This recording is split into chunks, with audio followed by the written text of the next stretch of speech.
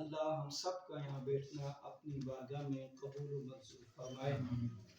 یہ سلسلہ جو ہم نے شروع کیا ہے آئیں دین سیکھیں، اور ذہن جو ہے ہمارے اسی علاقے کے اسی محلے کے نوجوان انجمن نظام مصطفیٰ صلی اللہ علیہ وسلم کے تمام کارکنان عہدیداران، جن کی سعادت سے اور جن کی کوششوں سے ہم نے اس سلسلے کا آغاز کیا ہے، اللہ اس کے اندر خیر و برکت کا نزول فرمائے، اور جتنے احباب اس پروگرام میں شرکت لائیں اللہ تمام کے لیے اس پروگرام کو نفع بنائے اور تمام کو اس کے لیے اپنی زندگی کو وقف کرنے کی توفیق عطا فرمائے۔ آج کے جو ہمارا بیان ہے وہ ہے عقیدہ توحید کے بارے میں، کیونکہ اسلام کے جو بنیادی ارکان ہیں وہ 5 ہیں، اس میں 5 میں سے یہ پہلا ہے عقیدہ توحید۔ آج ہم یہ سمجھیں گے کہ عقیدہ توحید کیا ہے، اور عقیدہ توحید کے بارے میں اللہ پاک نے اپنے بندوں کو کیا حکم ارشاد فرمایا ہے۔ آج کی اس سبق میں ہم انشاءاللہ اس چیز سے آگاہ ہوں گے کہ عقیدہ توحید کیا ہے۔ عقیدہ توحید یہ ایک ایسا اہم عقیدہ ہے کہ جب تک یہ عقیدہ انسان کمپلیٹ نہیں کرے گا اس وقت تک کوئی بھی مسلمان نہیں ہو سکتا، جب تک اس کا عقیدہ توحید درست نہ ہو۔ جب اس کا عقیدہ توحید درست ہوگا تو وہ انسان ایمان والا ہے، وہ مسلمان ہے، ایک کامل مومن ہے، تب جب اس کا عقیدہ توحید درست ہوگا۔ اب عقیدے کا مطلب یہ ہے کہ اللہ تعالیٰ کو ایک ماننا۔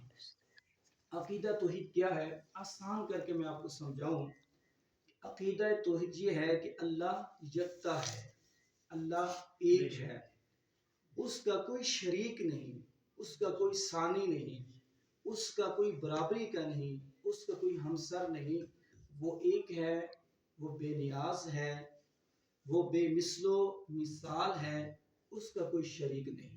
یہ عقیدہ توحید ہے، یعنی اللہ یکتا ہے، وہ اکیلا ہے، اس کا کوئی ہم سفر نہیں، ہم مشن نہیں، ہم برابری کا نہیں، اس کے پلے کا کوئی نہیں، اس کا کوئی سمپل نہیں، وہ بے مثل و مثال ہے، اس کو کہتے ہیں عقیدہ توحید۔ اب اس کا ذکر اللہ پاک نے قرآن مجید فرقان حمید میں ارشاد فرمایا ہے۔ مشہور قرآن کی آیت ہے، تقریباً آپ لوگوں کو آتی ہوگی۔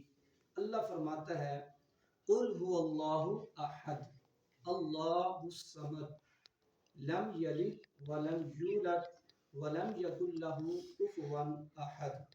ترجمہ یہ ہے، اے محبوب صلی اللہ علیہ وسلم آپ فرما دیجئے کہ اللہ ایک ہے۔